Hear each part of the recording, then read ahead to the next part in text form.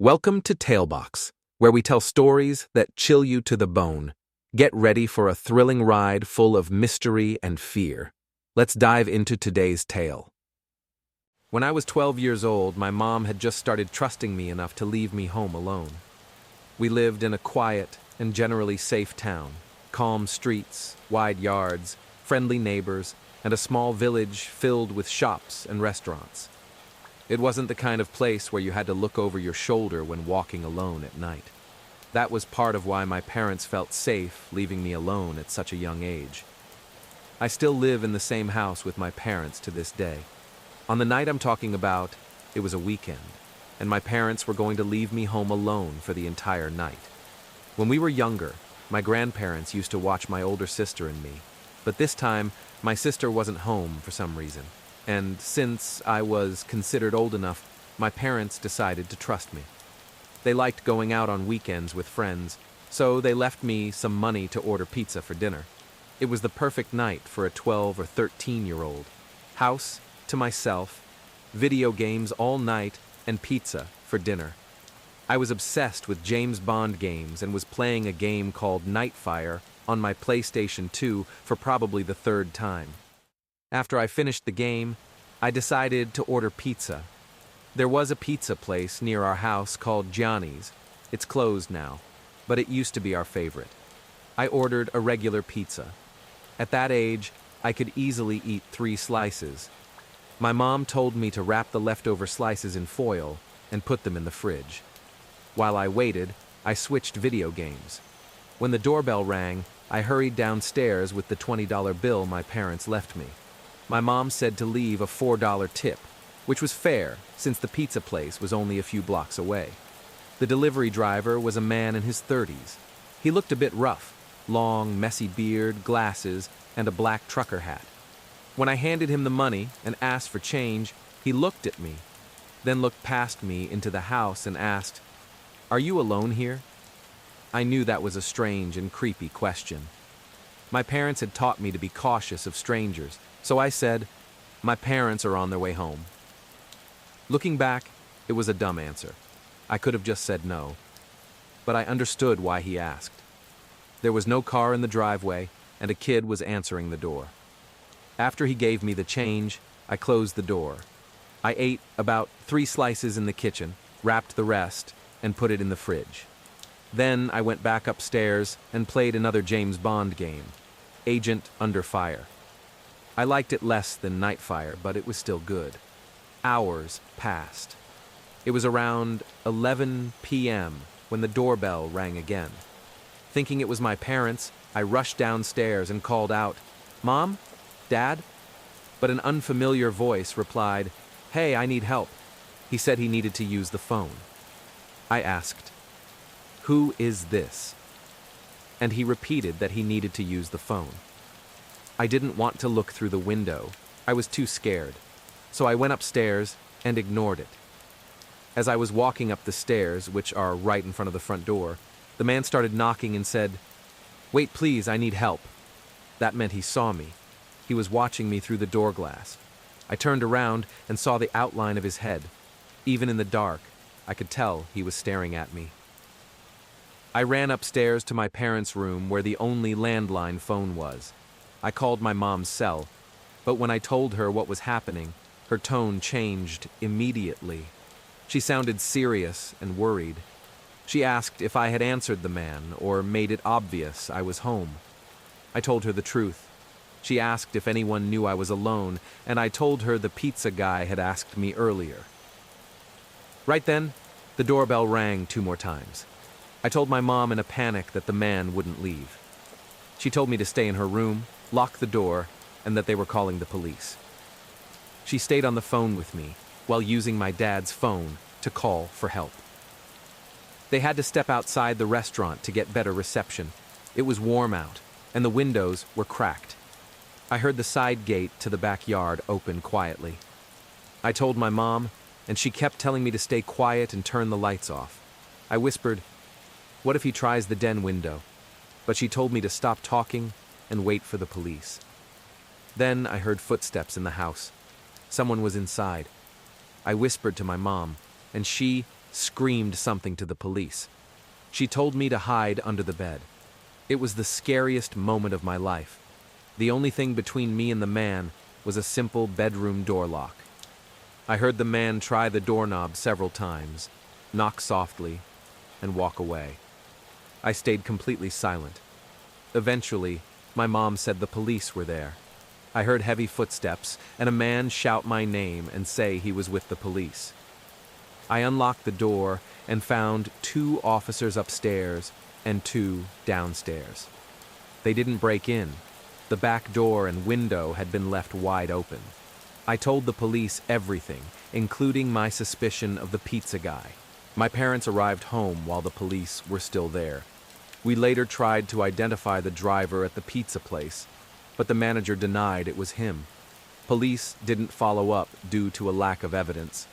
We never went back to that pizza place, and after that night, my parents didn't leave me home alone again for a long time.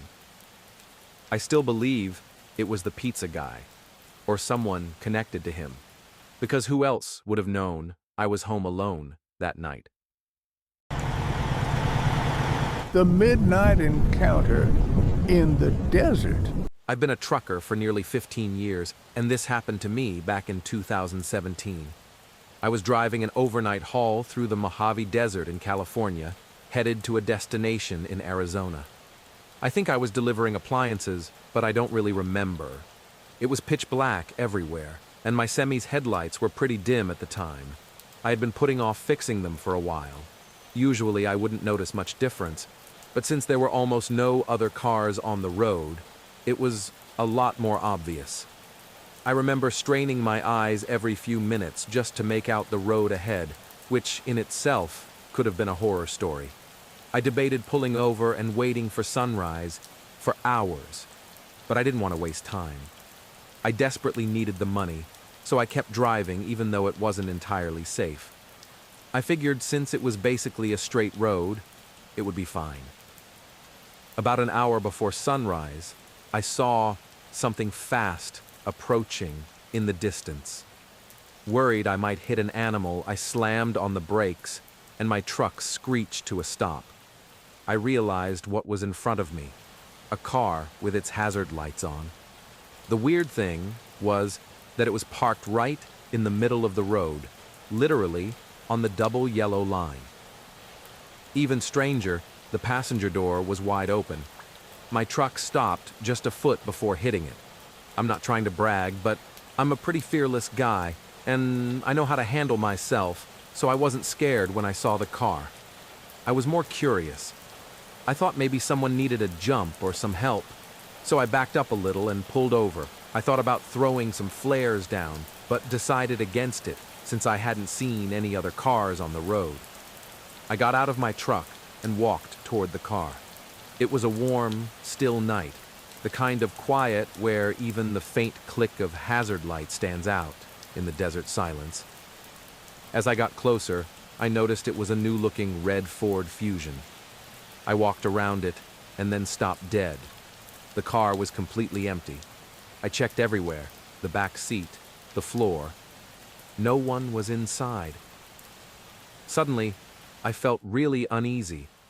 I expected someone to be inside needing help, maybe someone taking a nap in a dumb spot, but the car was literally empty. I glanced over my shoulder several times, feeling more and more uncomfortable. I kept turning my head to scan every direction, feeling like someone might jump out at me. The darkness was so thick, I couldn't see much beyond what my headlights lit up. The whole thing felt eerie. I waited a while, thinking about getting back in my truck and forgetting the whole thing. But against my better judgment, I decided to keep investigating. I looked inside the car again, and everything seemed normal. The key was in the ignition, though the engine was off. I got out and went to the trunk, thinking I might as well check it. I tried to open it, but it wouldn't budge. It was locked. I took the key out of the ignition and unlocked it, but it still wouldn't open. It seemed jammed from the inside. I opened the back door and tried to get into the trunk through the back seat. To my surprise, It opened. Inside were 3 tightly packed garbage bags and a rope tied around the trunk. I glanced around one last time before reaching for them, making sure the coast was clear. I was just about 5 inches from one of the bags when the loudest gunshot I've ever heard rang out into the night. I slammed my head on the car roof from shock. Without thinking, I threw the keys onto the front seat and ran as fast as I could. As I climbed back into my semi, I heard a gruff voice shouting from the distance. He yelled, "Hey!" several times, and the voice was getting closer fast. I scrambled into the truck, started it, and threw it into gear as fast as I could. I remember cursing because the engine stalled at first. That's when I saw him. A short, stocky man with red hair stood by the trunk. He wore overalls and shin-high boots. In his left hand, he held a small shovel, and in his right hand, an old hunting rifle. We locked eyes for a few seconds as my truck started moving. He didn't move. He looked worried, not crazy. He dropped the shovel and started waving his hands, yelling, "Wait!" several times. But I wasn't sticking around. I stepped on the gas and pushed the semi way faster than I should have.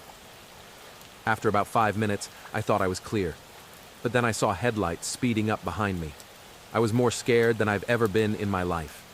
I called the police and told them everything I could. The car got right on my tail and started honking like crazy. I didn't know what to do, so I just kept driving, praying he wouldn't try to ram me. After about 15 minutes, he cut in front of me and slammed on the brakes, forcing me to slow down. I was about to crash into him when flashing police lights appeared ahead. The Ford swerved to the right and sped off into the desert, disappearing from sight. I pulled over and waited for the officer to arrive. I frantically told him what happened, but he just took a report instead of chasing the guy. I was pissed. I told the cop twice that if he left right then, he could catch him. The cop told me not to worry, that they'd do a thorough search once backup arrived. He sent me on my way and said he'd call me with any updates. They never called. None of my buddies have a story this crazy, and I've told it more times than I can count. I know what you're thinking. That guy was definitely burying bodies. But that doesn't explain why he had such a small shovel or why he tried to follow me. The bags were way too small for bodies anyway. Some friends think maybe he was dismembering something. For my sanity, I like to think he was burying some kind of animal. Maybe a sick dog or dangerous snakes. I honestly have no idea. Either way, I've never felt comfortable driving through deserts at night since that experience.